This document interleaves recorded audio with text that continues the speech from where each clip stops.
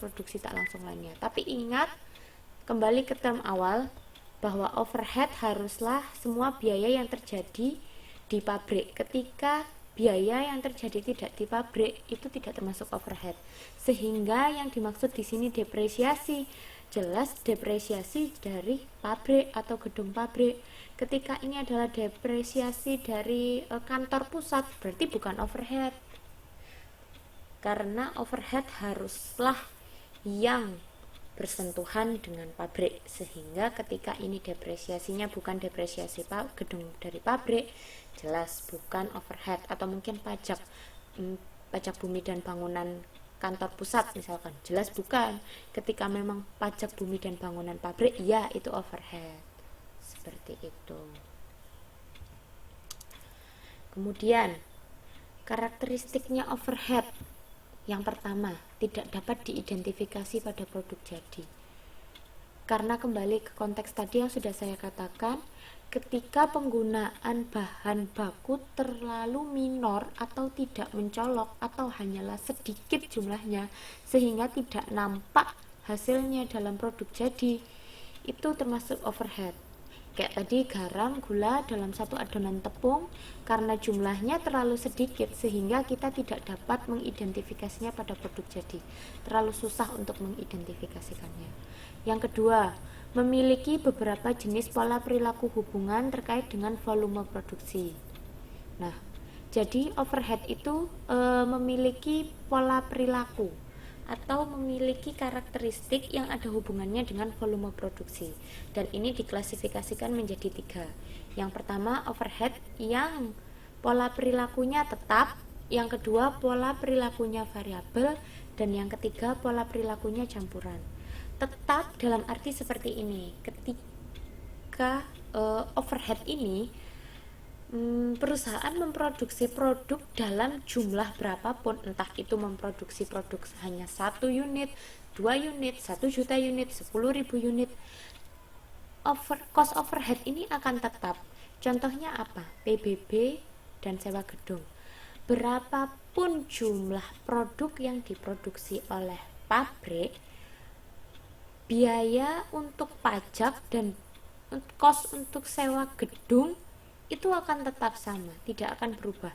Tidak akan berarti bahwa ketika perusahaan hanya memproduksi 1 buah produk atau 1 unit produk kemudian sewa gedung murah, dan ketika perusahaan memproduksi 10.000 unit produk kemudian sewa gedung mahal. Tidak, sewa gedung harganya tetap rata atau harganya tetap segitu, tidak akan pernah lebih murah atau lebih mahal ketika kita memproduksi produk sedikit atau banyak. Jadi ya intinya adalah kalau untuk pola perilaku yang tetap itu, berapapun produk yang kita produksi itu tidak akan mempengaruhi cost overhead yang kita keluarkan. Itu adalah yang tetap. Berbeda dengan variabel. Ini sangat erat hubungannya dengan jumlah produk yang kita produksi. Ketika kita memproduksi produk lebih banyak, maka cost overhead-nya akan lebih banyak pula. Dan ketika kita tidak memproduksi produk, cost overhead-nya akan 0. Contohnya adalah bahan baku tak langsung. Kembali ke pabrik roti tadi ya, kalau misalkan kita membuat 1 adonan membutuhkan 1 sendok teh garam.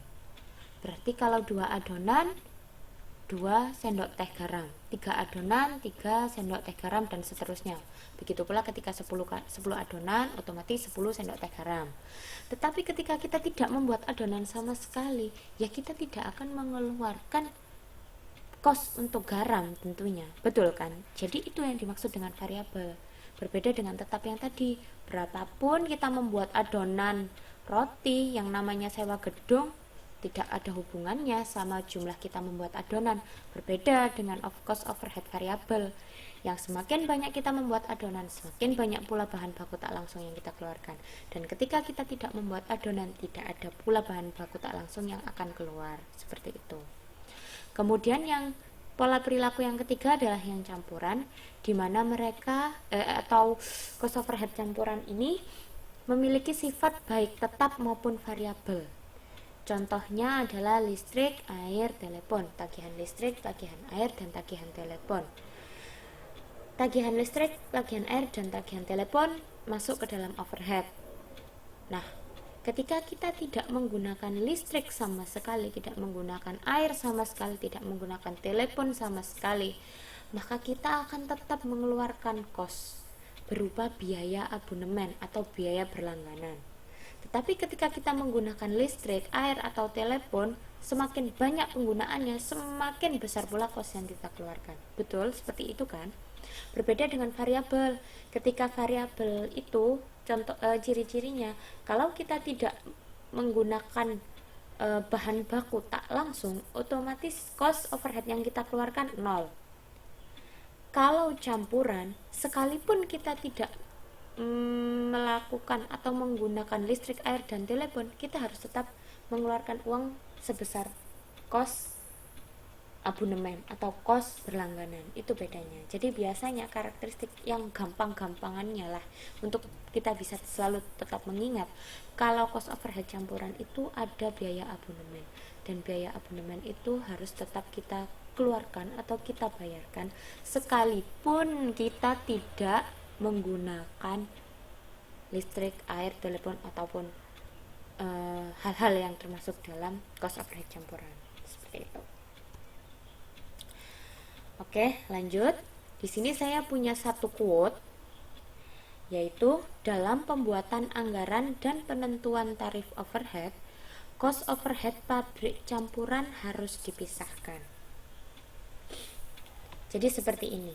Ketika kita ingin membuat anggaran dan akan menentukan tarif overhead, kita tidak boleh memiliki yang namanya cost overhead campuran.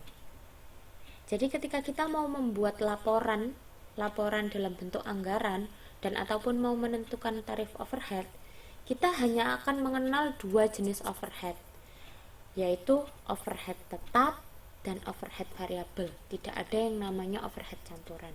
Jadi semua yang masuk ke dalam overhead campuran harus kita pisahkan, harus kita breakdown lagi. Ini masuknya ke mana sih, tetap ataukah yang variabel gitu. Karena kalau kita mau membuat anggaran maupun mau menentukan tarif, itu tidak mengenal yang namanya campuran, cost overhead campuran. Jadi kita harus memisahkan yang campuran-campuran itu, seperti itu. Oke, ada dua hal atau dua pokok poin besar. Yang pertama, ini dua pokok poin besar terkait dengan ketika kita harus memisahkan cost overhead campuran ya. Yang pertama, metode yang digunakan untuk memisahkan unsur tetap dan variabel dari cost overhead pabrik campuran. Ini sebenarnya keduanya ini adalah list dari metode yang bisa kita gunakan ketika kita akan membreakdown overhead pabrik campuran. Tapi ada dua kelompok besar. Yang pertama di sisi kiri dan yang kedua di sisi kanan. Kita bahas dulu yang di sisi kiri ya. Yang di sisi kiri ada tiga. Yang pertama metode observasi, yang kedua metode pendekatan perekayasaan industrial, dan yang ketiga analisis akun. Mudahnya kita bisa mengatakan bahwa untuk yang di sisi kiri, untuk yang di sisi kiri adalah bisa kita bilang sebagai metode kualitatif, berbeda dengan yang di sisi kanan, yaitu metode kuantitatif. Metode kuantitatif itu adalah metode yang kita bisa menggunakan perhitungan. Jadi kita menggunakan matematika sebagai cara untuk memisahkan cost overhead campuran ini. Berbeda dengan metode kualitatif yang lebih bersifat analitikal, analisis mendalam. Bukan berarti tidak menggunakan perhitungan matematika, tapi penggunaan perhitungan matematika sangat sedikit di sini, berbeda dengan yang sisi kanan, pure matematika. Yang kiri penggunaan matematika hanya sedikit.